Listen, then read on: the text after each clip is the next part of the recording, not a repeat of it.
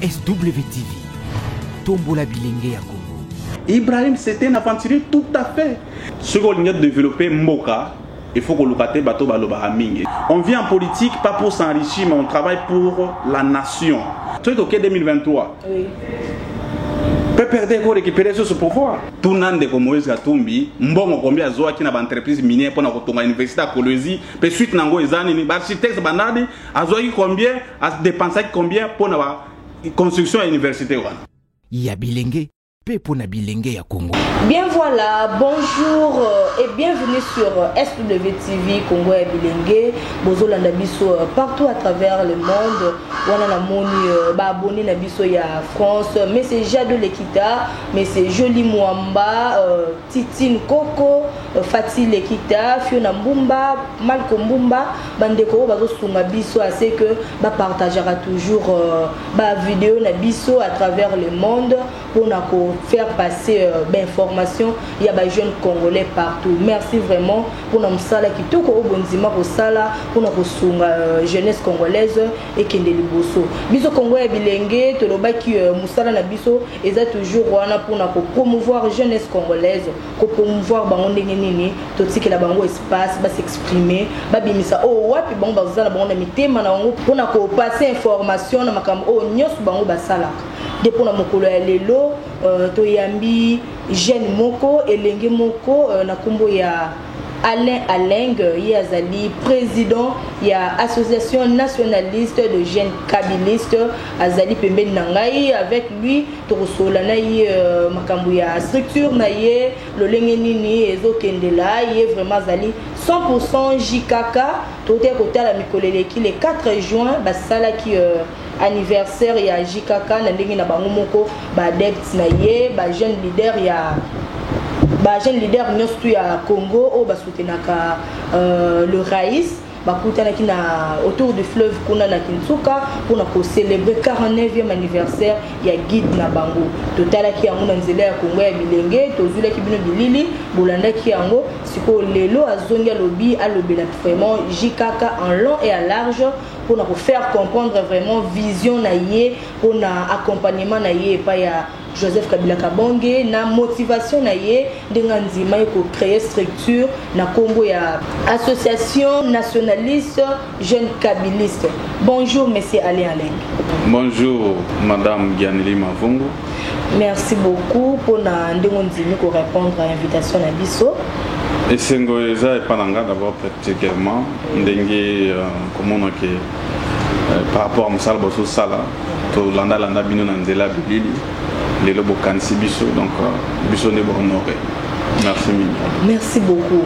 Bande ko bazolanda biso na meki ko sala moi résumé mokie na annonce nangai motivation nini vraiment ekota kiyo souci wana ya koluka ko accompagner Joseph Kabila Kabonge et puis ebanda ki depuis ya nini. Merci ndeko nanga ya moi aussi pour l'occasion pesinga pour na ko lobela association na biso et puis Denin Mamango Bandaki. En fait, nga naba fondateur Moussous, tous acquis d'abord bakabiliste de conviction.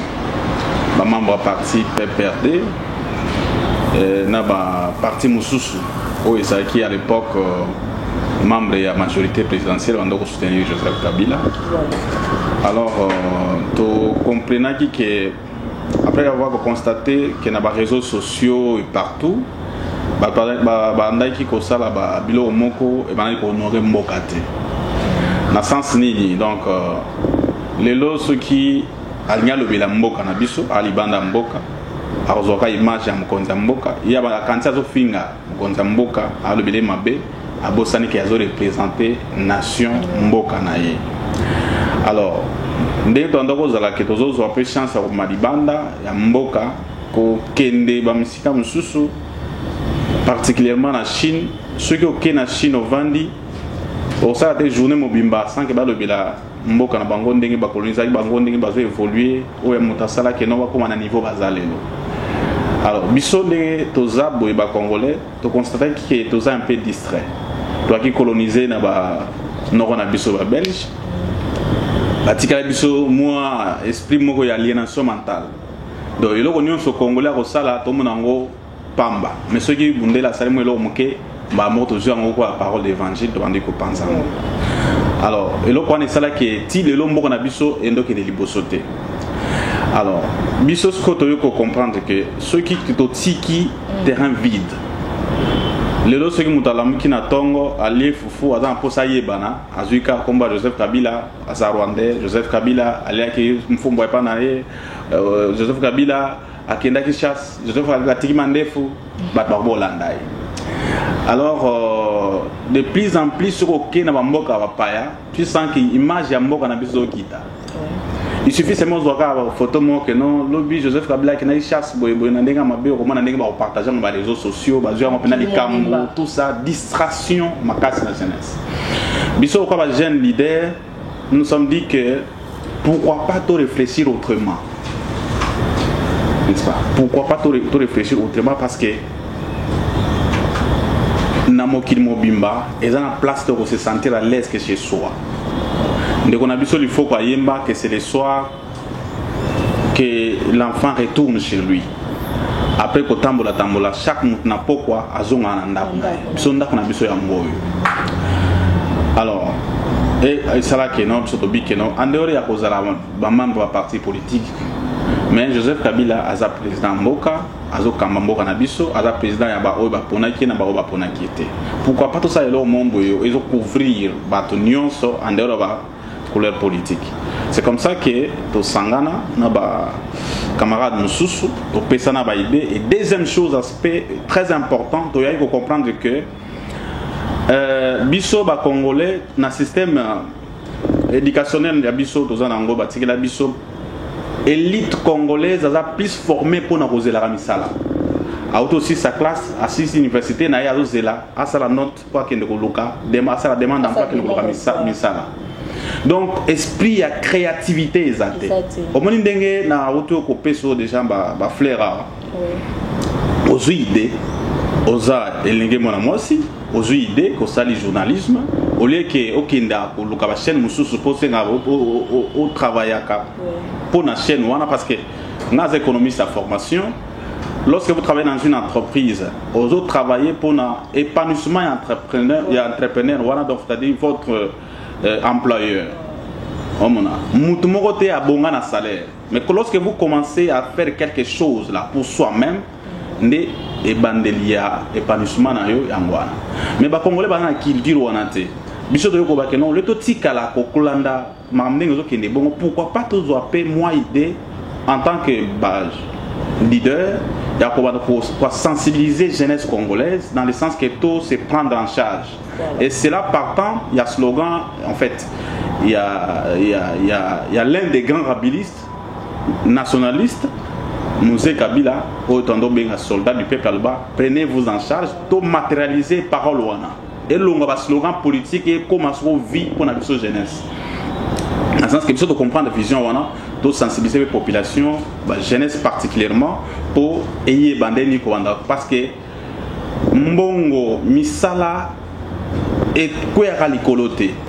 Alors les tomoni que to sangani ba économiste ba juriste tout ça ba mécanicien parce que en fait il y a un penseur économiste qui a dit ce qu'on doit développer mboka il faut que le bateau ba loba mingi excusez-moi bateau ba sala ba lettre ba ko ngapé na sala science sociale mais mboka ba développer ngona ba technicien na ba ingénieur na bato ba loba raté bateau ba sala misala maboko bateau ba chauffeur bateau ba yibi ko tonga tout ça bateau na ba développer ka mboka biso ba journaliste botier biso à côté bino ba journaliste boza na part na bino responsabilité mais ceux qui plus ba continuer na domaine wana ko loba trop to kotika na distraction bato ko sala misala ya so ya mako ya ko sala keno so ko sali moi ezio moi poussière tout ça bato baza na culture wana susté mboka ko kufa parce que to linsko na mutation ka sili moi cartable qui na bureau pa lo baka bata la télévision mais mboka zo ke ndibosote en fait chacun a une part de responsabilité na po mboka ki ndiboso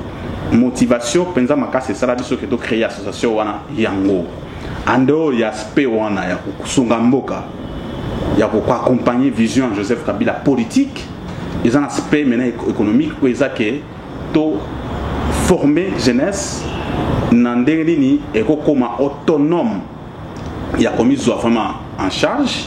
Il y a créé toute entreprise de gauche à droite à travers le pays. Parce que l'association Autour de Valelo, ils ont presque la province il y a Congo. Et puis, ils ont formé les jeunes par rapport à la réalité à terrain. Après, aussi, ça va partie où il y a conception, il y a projet par rapport à l'association. Il y a la matérialisation en 2017, je crois. 2017, il y a février, quand ça a sorti officiel, il y a l'association dans la province de Lualaba. 3 ans déjà depuis que vous existez. Province de Lualaba, dans la Colombie. En tout cas, tu invites à l'autorité, tout ça, les cas très bien. Alors pourquoi le choix à Lualaba? Lualaba, parce que je vais arriver là-bas. Non, vous répondez parce que vous... Lualaba, parce que Joseph Kabila a un sushi à Lualaba. Joseph Kabila azamwana Mzee Kabila. Azamwana Mzee Kabila papa naye azaki mulubakat. Lelo ndenge parce que Grand Katanga lelo ba divisé en 4, il y a province ya Okatanga, Lumbashi, province ya Olomami, Kalemi, province ya Tanganyika, na Tanganyika na Kalemi, Kamina za Olomami et puis Lualaba na Kolwezi. Maintenant papa ya Mzee Kabila azaki mulubakat, originaire du village Ankoro. Maman ya Mzee Kabila bien sûr azaki Rund ya Kolwezi, ya province à Lualaba. Na village na bango d'origine les village Maning, et se situé à 40 km na cité ya Musumba. Bato bayibi katanga malamba ebiango. Et puis maman wana ka komona ye maman mafik machik. Azaki na famille mususu na territoire ya Dilolo, la province, la frontière ya Angola. Village moko ils a 4 km à cité de Lolo, Salouke, azaki na moi famille kuna. Omonique donc par rapport à la recherche na biso par rapport à Joseph Kabila zana parce que biso dorinto soutenir yé ba vision parce que babilo ka côté le moment trop sur lui yé o aza congolais tout ça, il a fallu que to yé ba yé penza boy. Ensuite par rapport au Nango, les salariés qui n'ont pas ça la sortie officielle na Lualaba. Monde entier zo les kana situation beaucoup difficile où il y a pandémie à coronavirus. Tout le monde a structure, la situation des jeunes est belle, bazo mi pe ça pour rebondir ça vraiment coronavirus et kende. L'action ni le sali jusque là, ba jeune kabiliste, il y a association na yo pour rebondir ça maladie wana. Ouais. Merci madame. Est-ce que d'abord elles ont existé? Moi nous et bimi. Oui, que les questions posées, on les questions très capitales. Parce que tous les chrétiens, la Bible dit que la vie humaine est sacrée. Voilà. N'est-ce pas? Makamini stoko sala o etali bomo ya mutu, to zwango vraiment na mutu ya makasi. Mokili mobimba lelo eza en alerte. Donc économie nyon sur mokili eza un peu touché par rapport à la crise sanitaire au Babenga et puis la pandémie à coronavirus. Congo na biso eza épargné te. Lelo bazolo ba déjà commis au plus de 4000 cas. Baka baza déjà confirmés. Eza ba mythe, ce ne sont pas des illusions. Eza réalité. Maladie wana ezo exister. Nga nazo profiter micro na bino pona ko sensibiliser bande ko nga nyonso ba Holanda biso na nzela ya chaîne na bino ya koloba maladie eza maladie inventée. Eza maladie moko ezo exister. Eza maladie ezo pona bikolo soit ezo pona race pendant le bakeno mindelende bazo kufa biso do kufate wana eza mabe makasi, c'est très dangereux. Félix Tshisekedi, président de la République, a su prendre une décision salutaire au bon moment. Pour les lots de décisions néoana, et bien va comprendre qu'il y a un côté, mais ça a épargné beaucoup de gens, ça a préservé des vies. Les lots, malgré que le nombre va passer les lots, au Talasco par exemple, Ndenge Kinshasa Izaboué, Ndenge embouteillage des alaka et tout, ceux qui ont la décision on a été, le nombre de gens en les lots. Mais déjà ce qu'on a doublé en combien de fois. Mais la décision on a confiné Kinshasa et tout et préserver ma vie et sauver bato ebele.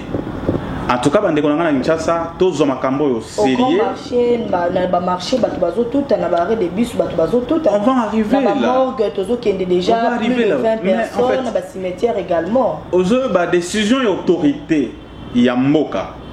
Décision na ya zui ezamalam. La démocratie aussi, c'est savoir respecter la décision de l'autorité. Parce qu'en fait, démocratie so senya ke biso nyonso to zabdono gérer mboka te mboko eza moko mokonza mboka ozaka ye moko tokenda ki to présenter ba candidat ebele la muka FCC cash azui na présidence biso ba mususu malgré que ngaza ki candidat député national na changu ba base na ngata ba yelinga ba état major na ba yelinga ba résultat tout ça et nazaki déjà que naza député. Mais tant que Seni a programmé le résultat qui est Nazaki, Bimisingate, on a parlé de justice, maintenant pourquoi? Parce que j'ai fait preuve de la maturité politique. On vient en politique pas pour s'enrichir, mais on travaille pour la nation. Oui, le Congolais en général peut parce que tout ça à Kinshasa a respecter les mesures.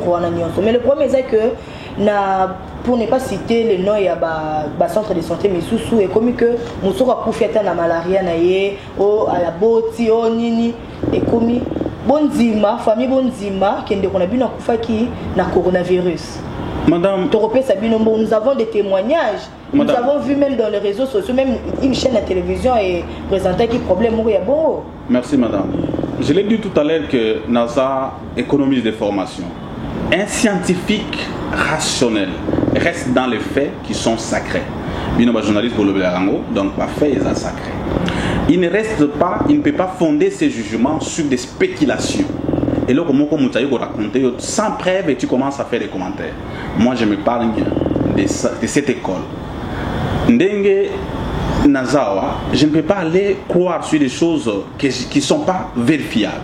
Nani oya kufele kinde konaye malade zaki mususu et ba pesi mbongo. Mbongo ngo pesa wapi? Nous avons vu ça à la télé, na ba chaîne. Ça ce sont des choses que je ne sais pas commenter personnellement pour garder dignité en tant que scientifique. Parce que ceux qui lelo d'abord que mutuye mo bazo croire que maladie ça et que mutata zu maladie wana pour faire croire yeza moi passer yo zoma appelle que l'homme mais c'est là où réside le danger. Merci beaucoup. Revenons à notre mouton. Vous avez un sujet sur votre association. Justement. Ok. Que représente Joseph Kabila Kabange? La vie n'a eu d'abord. Joseph Kabila Kabange est un patrimoine politique de la République. Au-delà que nous sommes membre, je suis militant d'un parti politique appelé le PPRD. Je suis cadre du Front commun pour le Congo. Mais au-delà de cette appartenance politique, nous sommes Congolais. Congolais, nous savons que non, biso Mobutu atang wazaki mokonzamboka oyo dictature des aki souka. À l'époque, pour nous contempler ça, nous avons des barrières, des alliés, banzela côté nyonso tout ça. Et puis c'est les courants kabylistes, ces courants-là nationalistes. Pour y aller libérer bisona état wana dictatorial. Et puis si biso possibilité il y a des locaux qui na médias aux autres makambo il y a mboka sans aucune restriction. Alors Joseph Kabila représente pour moi l'incarnation de ces courants politiques nationalistes que prenaient nos pères de l'indépendance, notamment Patrice Emery Lumumba, oui. Musée Laurent Désiré Kabila, Papa Nabiso Simon Kimbangu, Batunion Sowana, Obazaki, vraiment nationalistes. Ce n'était pas seulement des extrémistes qui ils n'étaient pas dans une logique d'autarcie, c'est-à-dire que Balingi Bakamususute, Congo Tika Yangomoko, non.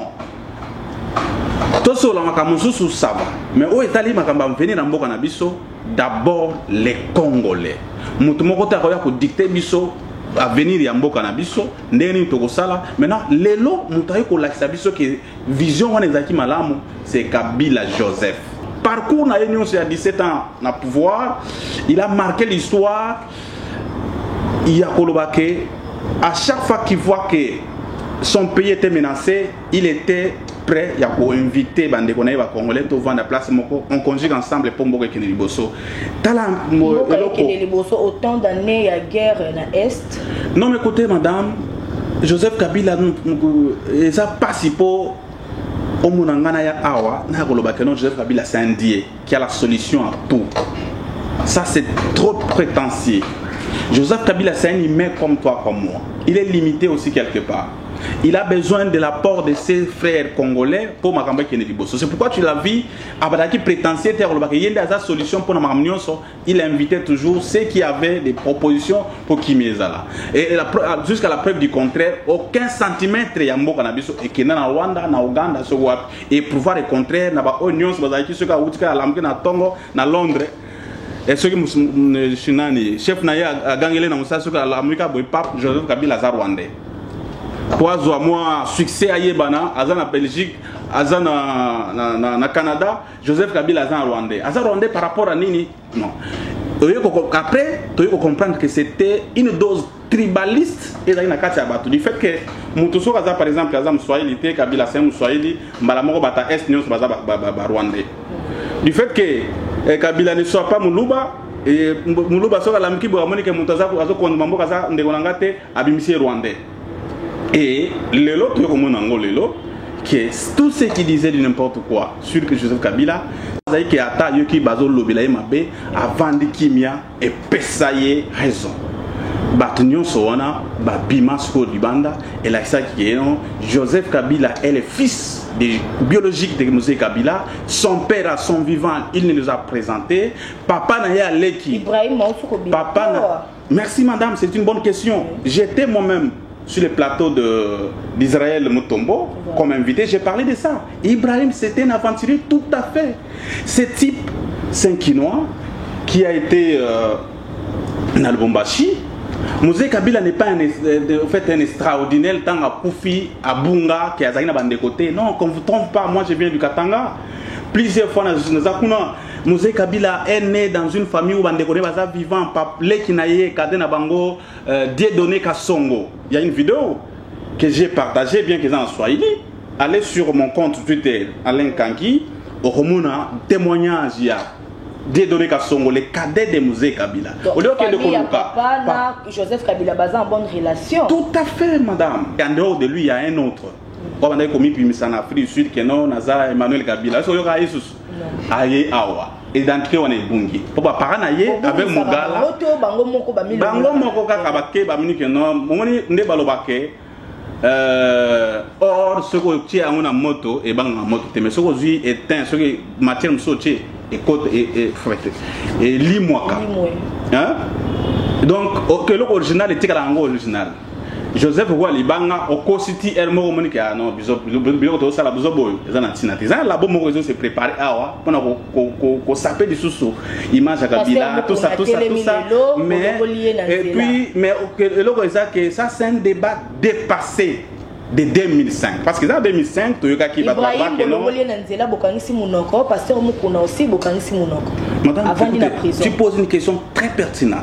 Ouais. Je ne comprends que aux a vraiment averti par rapport à ça aux sala.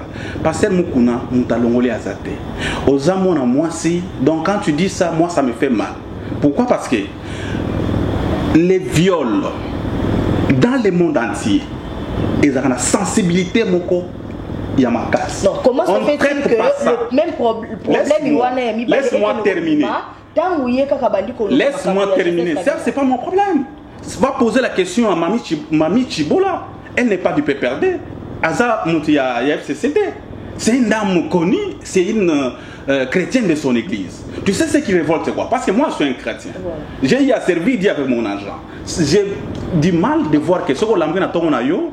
Les gens s'enrichissent dans ce combat Yesu et cet argent-là, ils font de n'importe quoi.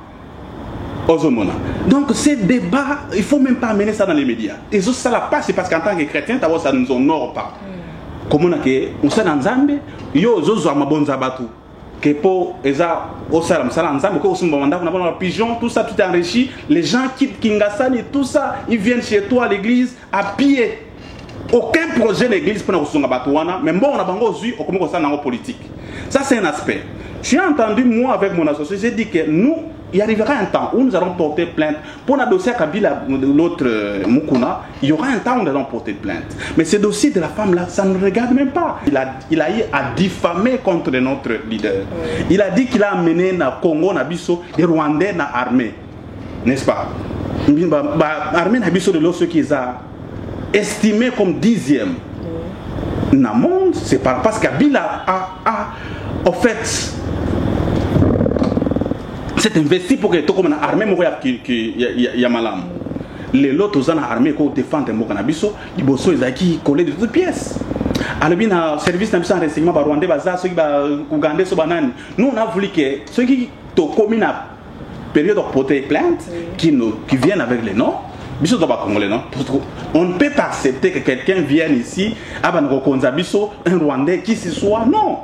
Comme il a l'information, ça c'est un autre débat. Mais par rapport à cette dame ici, il y a beaucoup de femmes qui sont victimes de ces viols dans les milieux du travail. Les journalistes sont harcelés, les femmes de partout où elles travaillent, elles sont harcelées. Nous devons voir en fait une sanction juste et équitable.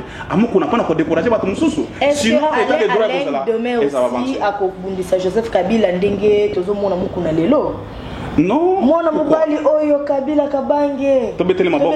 Merci parce que toi tu as la mémoire fraîche. Mais quand c'est église, mais Alain Nkangi, c'est un homme constant.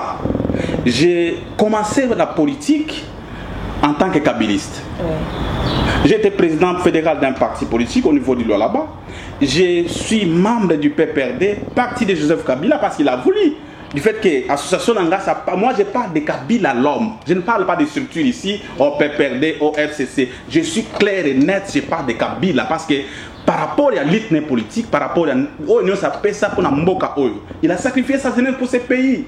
Il a été là au front pour que Bisso, Tozana Mboka Bengango, a péci Bisso première alternance pacifique.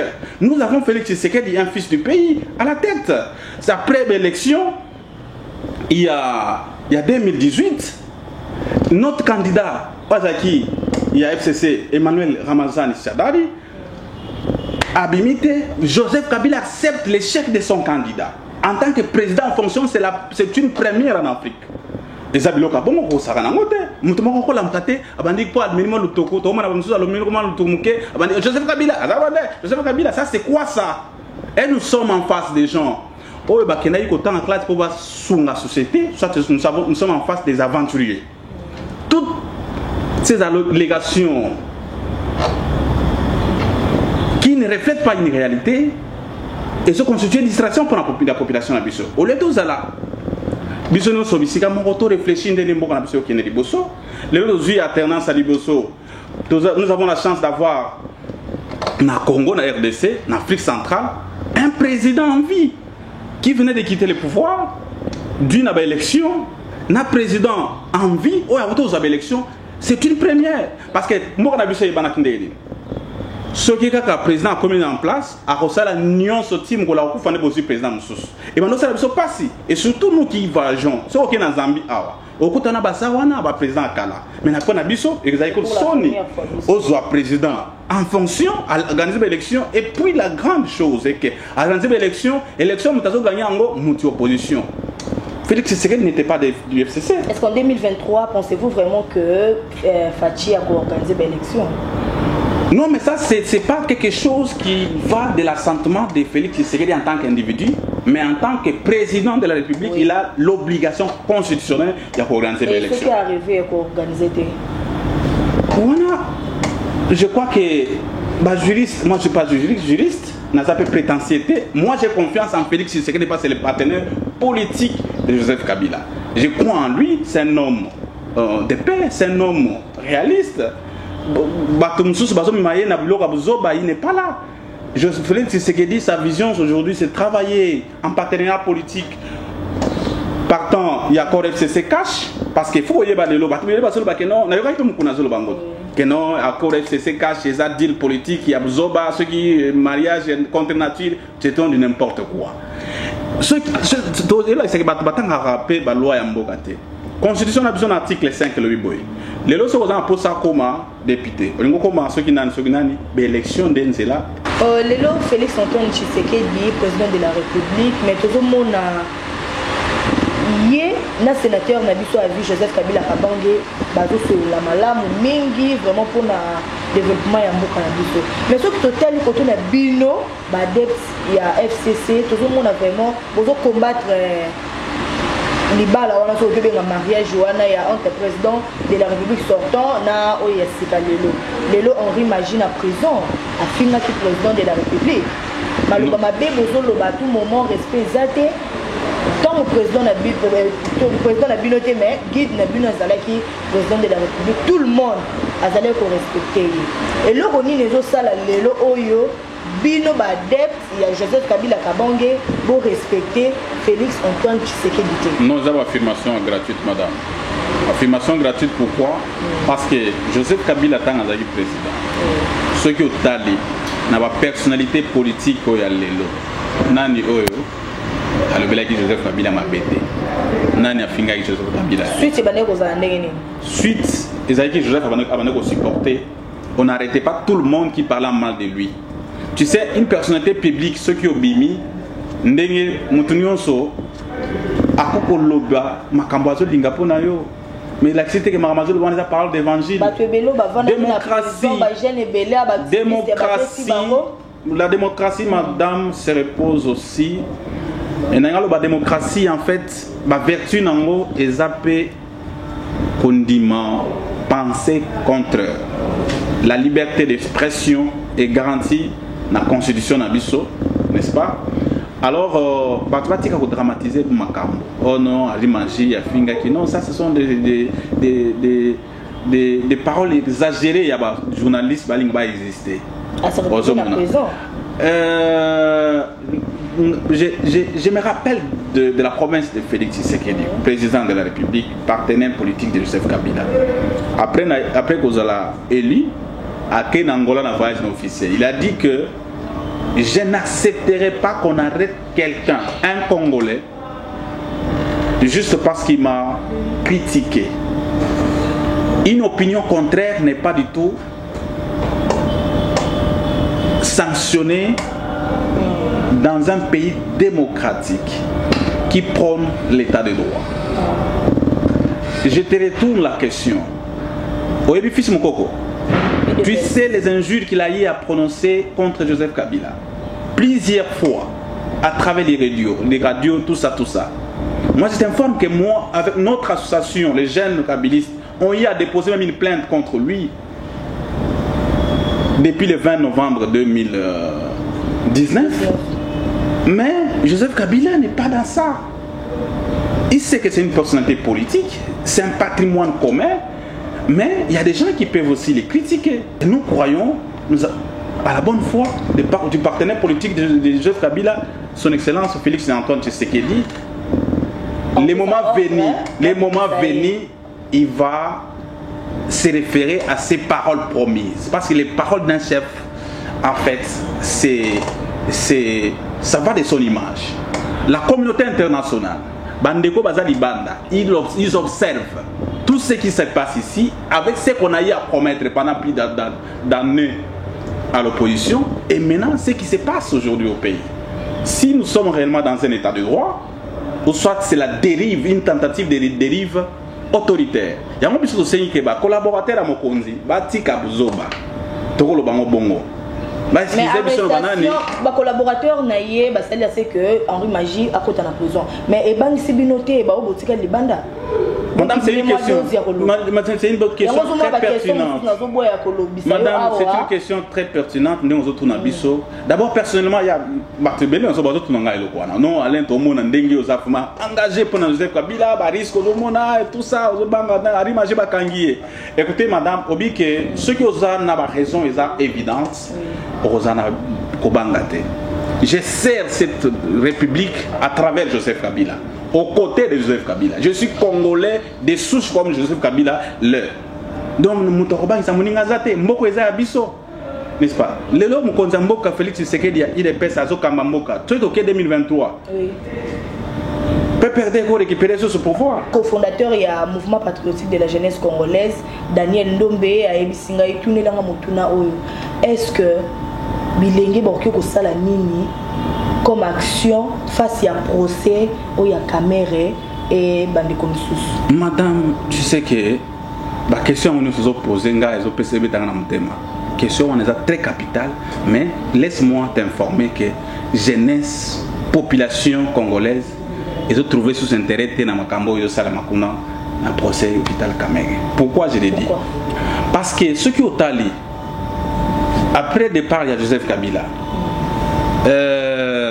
Ndeko Félix Tshisekedi a eu pouvoir. D'un coup, tu as dit 15 millions de dollars. La population est vraiment n'essengoté. Neni, makambango to bi changement, comme sous makambango zo bunga. Projet à 100 jours et hier baso de moto omoni yo nanga to ça na nchasa ne to souffrir pour no tambola embouteillage et s'accentuer tout ça. Na simanango to sepela ki makasi na avènement ya République des juges. N'est-ce pas? Exactement, nous sommes allés dans les médias, nous pap à Kangi. Tout ça, bande qu'on a besoin de bari maji en prison. Tango ba bengisi ndeko hôpital Kamere. Population c'est là qui que non, toyo kamakamba 15 millions de dollars et kwenda wapi?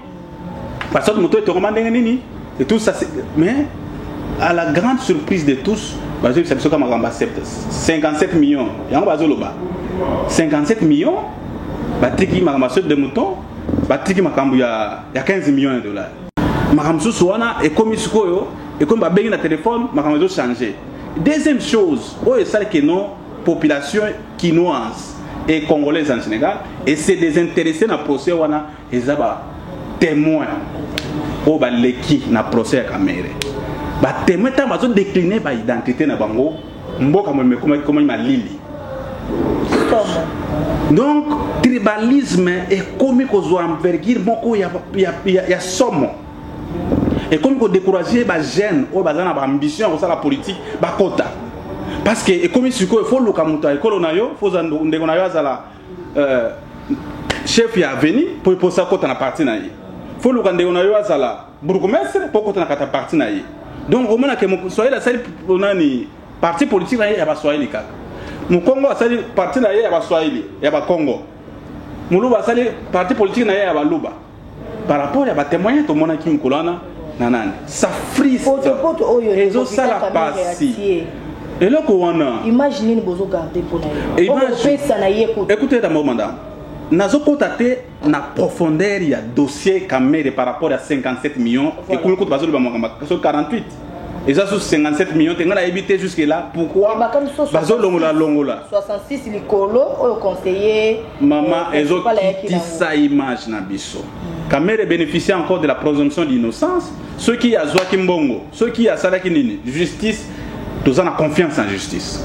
Jeunesse, ils ont inspiré confiance en justice et salamsa nango. Mais comment on vivre dans la République des juges? C'est-à-dire que, bah, comment on vivre na sous pression il y a ba juge et là ça aussi on a moi sandaku ba yokangi non. Joseph Kabila c'est un homme aujourd'hui qui est à la hauteur de cette vision nationaliste comme je l'ai dit ici. Il a travaillé avec toutes les tribus de la République. Côté naïe exact que non faut que du soir mon soyez du poste ça naïe. Non, nous avons vu, nous voyons comment il est entouré. Mais c'est pourquoi tu sais que Batumoussous va l'exemple. On a vu ça avec le président Mobutu qui a travaillé pour l'unité de la population congolaise, de ce peuple-là. Parce que Moka Oyeko Kennedy Bosso, ceux qui ont travaillé dans la cohésion, considérer celui qui est devant toi comme ton frère. Et ça l'a été, tu as considéré plus les gens de ton village pendant que tu assumes des responsabilités de la République. Les lots de Moïse Katumbi a dit que c'est le meilleur gouverneur au Katanga. Tu as dit qu'il s'estime meilleur gouverneur. Meilleur gouverneur. Il y a Mboka. Il y a Congo, il y a Katanga. Il y a Katanga parce que au Katanga, il y a Kabana après le départ. Mais madame, rationnellement, on dit ce qu'on retient, on a l'approche comparative par rapport à il faut donner ni balai. Ils ont tout ndemoko et puis après course de oche o ils ont madame o ils ont moyenne, n'est-ce pas? Bana classe, ba yena 4 classe, bazo na classe bango chaque jour mais c'est autant ça. Ailleurs ça c'est un test d'évaluation à comprendre moi dans ma yele wa mususu. Maintenant quand il y a autant ndekonanga Katumbi, je n'ai rien contre lui comme meilleur gouverneur par rapport à Nini. Parce que nous le savons bien que Katanga est eu investissement il y a mingi na période de Joseph Kabila. Exploitateur, il y a cuivre na cobalt na période où Ndeko Katumbi azaki gouverneur. C'est-à-dire que ceux qui ont estimé meilleur gouverneur, il faut que la province nous zaki na même investissement à Bongo, oyo bazaki bango mbale baza na même condition de vie par rapport il y a fonctionnement institutionnel et puis il y a comme meilleur nous sont comme médiocre. Je crois que ça c'est un discours propagandiste, c'est un discours populiste, c'est un discours qui ne mérite même pas d'être analysé en haut. Il est certain. Deuxième chose, nalanda ki ba vidéo na ye. Mais ba tout sous ba innocent, mon ngona ba batebele ba yoka sango. Aussi. Madame, j'ai étudié. Moi j'ai étudié na école Unicol, Université de Kolwezi. N'est-ce pas, économiste. Ndeko Katumbi na sengi otune la Ndeko Katumbi. Habito dité entreprise publique avant balonga la batnion soana. Na sengi ke yemoko aya bisabiso combien il a reçu des entreprises publiques. Non, des entreprises minières du Katanga en son temps quand il était gouverneur à Zoa pour na kotonga université à Kolwezi parce qu'il a promis que comme c'est université wana université ndemoko na université à Belgique. À Zoa mbongo combien? C'est des devoirs que je te donne en tant que journaliste pour me yambayo toute la question soit ba représentant na yé mbongo combien à Zoa na entreprise publique pour la construction d'entreprise wana et puis des bâtiments wana ou à Tonga est-ce que c'est égal à ba millions à Zoa qui na entreprise minière pour na Tonga. C'est pour dire que les gens viennent vendre du vent mais en fait réalité est en sous. Meilleur gestionnaire par rapport à quoi? Aïe Sabiso, combien d'argent qu'il a eu à recevoir des entreprises minières, KCC Moumi, par rapport à la construction de l'université de Kolwezi dans le là-bas aujourd'hui. Et à Tonga Kiango, parce qu'aujourd'hui, il semble que Mbongo ya Zoa par rapport à la construction d'entreprise wana estimé à $1 million, bâtiment Ezawana Batongi Ezagami Balé. Des bâtiments où ils ont évalué même moins d'$1 million. C'est-à-dire que je crois que c'est un discours qui n'a pas sa place d'être posé aujourd'hui ou tenu par des... silence et malamoko aye ko alamuki abandi koloba. Non, bango babi waza batalamuka na. Bango babi waza batalamuka mais le lamuka ngo et comme le kola lala.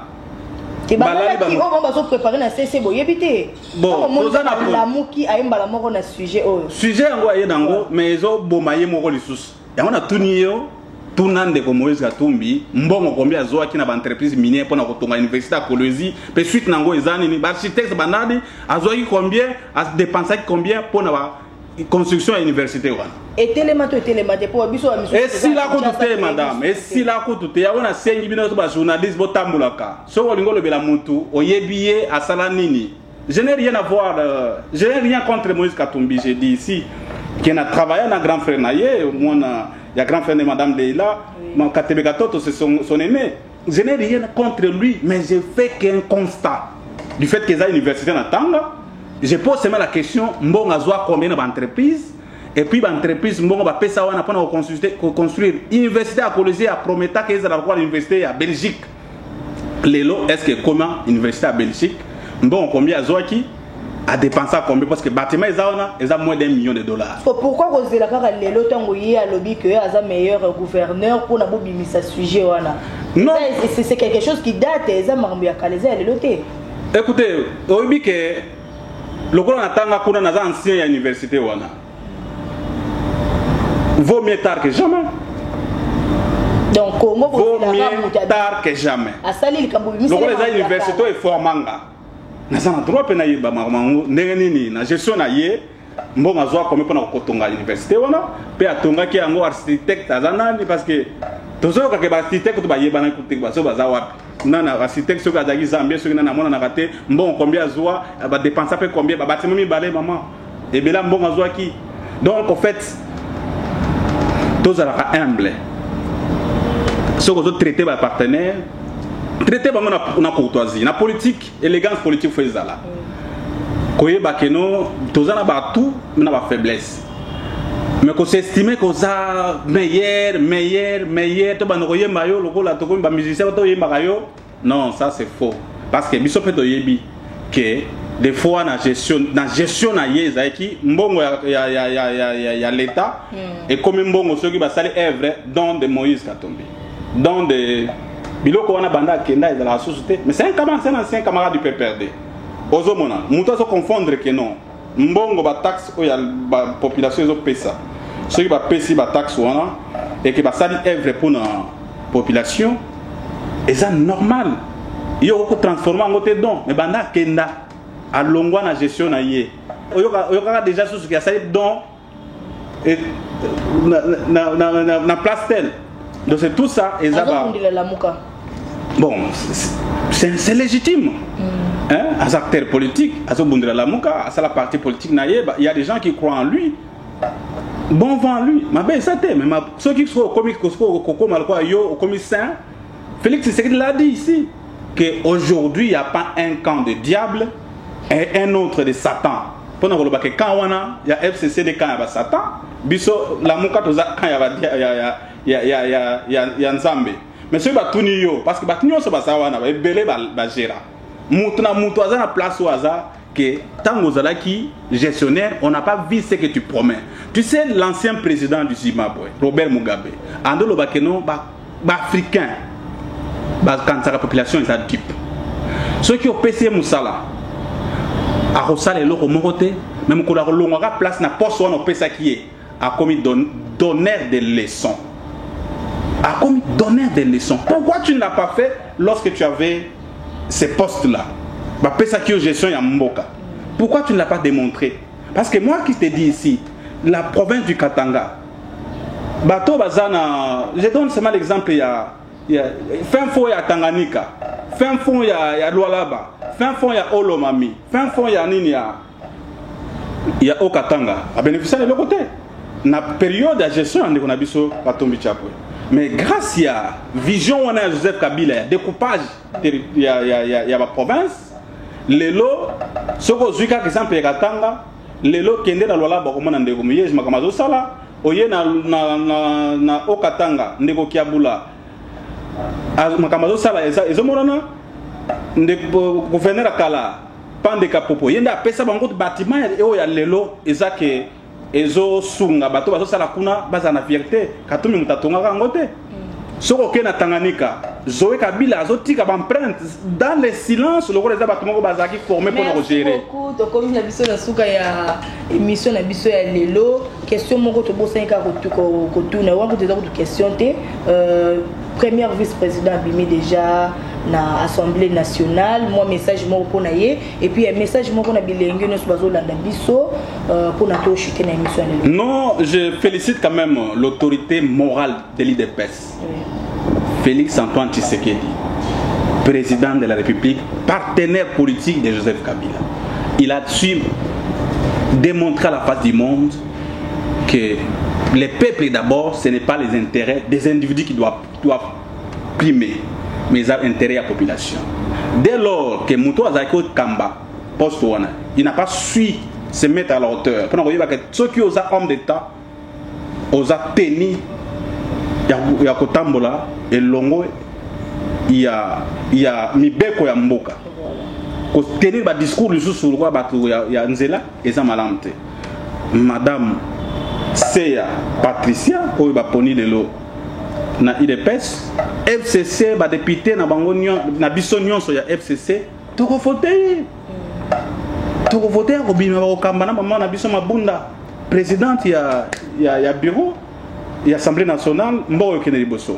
Dernièrement par rapport il y a question na ndenge tuni bilenge bazolanda biso. Joseph Kabila a dit biso ba jeune, il faut d'abord commencer par croire en soi-même. So ngo sale loko nyonso que tu n'es pas sûr de toi. Ko balbicier et puis au Kennedy Bosote.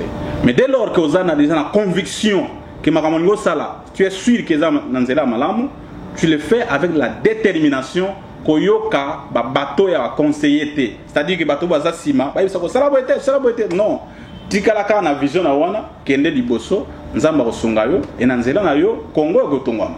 Merci beaucoup Nandenge au PC biso temps vraiment to sola makambu ya mboka et puis makambu ya association na yo. Ngande na remercier madame. Merci beaucoup. To komi na suka ya émission na biso ya mokolo ya lelo émission oyo yambaki Alain Aleng azali président ya association jeunesse et des jeunes kabilistes. Et le comment te retenir ya motuya lobi na suka wa maba masesemiki a pesi te retenir maloba ya Joseph Kabila Kabange ate biso sur la responsabilité. Merci beaucoup. Na pesi merci na Samuel Chichomba yazali partenaire numéro 1 ya Congo ya Bilenge. Merci na bande konyo surtout bazo continuer ko s'abonner sur Congo ya Bilenge pe bande ko oyo bazo musala ya ko partager émission oyo.